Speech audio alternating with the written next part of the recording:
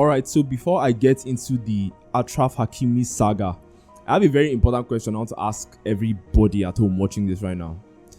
If 9 out of 10 times when a divorce happens, the man, right, has to let go of 50% of his assets and his money to the woman, but the woman doesn't have to let go of anything. She doesn't have to part way with anything of hers to the man after this divorce. Does this then mean that the woman doesn't bring anything to the table in a marriage? Is that what it means? This is a question to you guys. Just help me answer in the comments. And the second question is, does that mean that only the woman makes sacrifices in the marriage, right? The man doesn't make any sacrifices. So since only the woman makes sacrifices, her alone should be compensated for the sacrifices she made in the marriage. I am asking those two questions because when you ask a man to part away with 50% of his assets, his money and everything, his property, but you don't ask a woman to part away with anything, that is what you're insinuating. You're insinuating she doesn't bring anything to the table in the marriage, which she does. You're insinuating that only her sacrifices in the marriage, which is not true. The man sacrifices as well. And before you come at me with the popular comeback of, well, the woman had to sacrifice her career to take care of the man and take care of his kids and take care of the home, before you come at me with that, I want you to remember that the man also took care of the woman during the marriage. She didn't just do this for a nobody, for a random man. No, she did it for a man who she gauged and calculated is worthy of such treatment, right? She did it for a man who provided and protected through and through while she did that. Do you understand what I'm saying? Also, don't you think that this man, after the divorce, is going to miss that sustenance that the woman gave to him? Don't you think he's going to miss the companionship, the sex that he got from the woman? Why isn't she obligated to give that back to him after the marriage? Why not? Why is it not written in the contract that while a man has to let go of 50% of his assets to his ex-wife also has to sustain him sexually? His ex-wife also has to provide some form of companionship as well. Why isn't it written like that? Please answer me in the comments. Footballer Achraf Hakimi's wife filed for divorce and demanded half of his property. She was, however, informed by courts that her millionaire husband owns nothing, as all his property is registered under his mother's names. Hakimi receives 1 million euros from PSG monthly, but 80% of this is deposited in his mother Fatima's account. He has no property, cars, houses, jewelry, or even clothes in his name. Anytime he wants anything, he asks his mother, who buys it for him. The first time I read this, I was smiling ear to ear, right? I was smiling ear to ear. I was going through the comments and I saw a few comments that kind of wiped the smile off my face. A few comments that reminded me that Twitter houses one of the most low IQ individuals you ever see in your life. One of the comments read, "Marriage is going to lose value if a woman can spend years in marriage and live without any additional value." And my reply to that is, if finding a man you like or you love, settling down with him, growing children, right, furthering your lineage with him, right, having the rock and support of a man, an emotional support of a man, right, who you say you love, also the financial support, regardless of if you have a job or not, of that same man, if that is not enough for you, if that is not something that you look at and you're like, you know what, that's a good enough bargain for marriage, then that further proves my point that most Western women look at marriage as a means to a financial end, where a man who has worked hard his entire life, just think about a man like Hakimi, what he had to do to be making the amount of money he's making.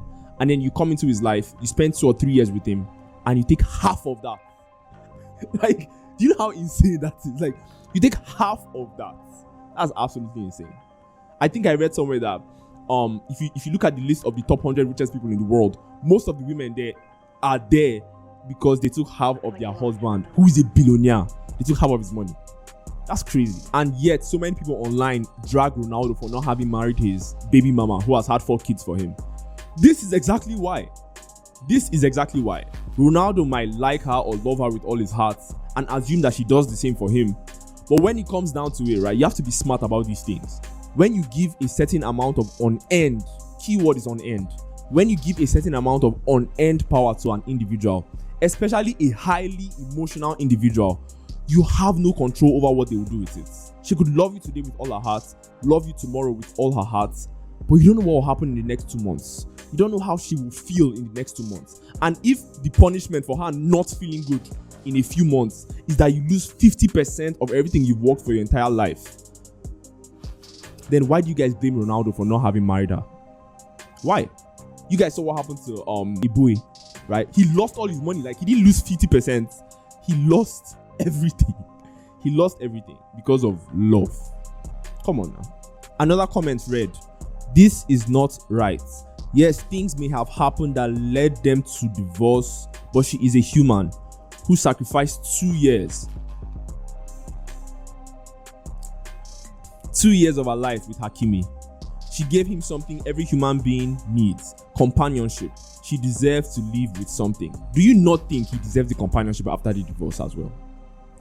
Because if she gave him companionship while in the marriage, and he gave her financial backing and emotional support while in the marriage, when they break up and he has to give her money, why doesn't she have to give him some form of companionship after the marriage?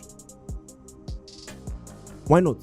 Shout out to Hakimi's mom for looking out for his son. I mean, when a 30-year-old woman randomly falls in love with an 18-year-old budding future superstar, future football superstar, you kind of have to be suspicious, 9.5 out of 10 times she's there for the money and only the money. So shout out to Hakimi's mom. Personally, I wouldn't have a problem with the man paying alimony to his wife after a divorce if the laws were a little bit more intricate and fair to both parties. Do you get what I'm saying?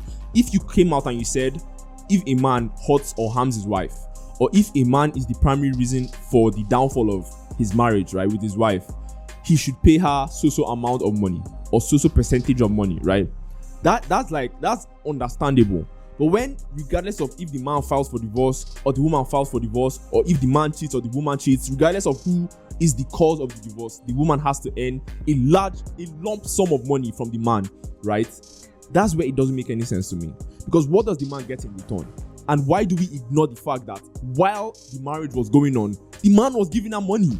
He was protecting and providing while the marriage was on. Why do we make it seem like the man did nothing, right? All he did was gain and receive from the woman. All she did was sacrifice, and he did not sacrifice, right? He was always on the receiving end, and now it is his time to give back. That's not the case. If there was a give and take in the marriage, which there always is, right? Why shouldn't there be a give and take after the divorce? Why is it just a give? Why is there no back and forth? How can the Western world that champions the equality of sexes mantra more than anyone else be so blatantly sexist towards men? If you want to talk to me about your relationship, about girls, about how to improve your finances as a man, how to build your body in the gym, and just upgrade your life as a man, one-on-one conversations with me through video calls and voice calls, click on the first link in the description, sign up for my membership program, and let the journey begin or something. I don't know. What did I used to say before? I can't remember. But it go be. Bye bye.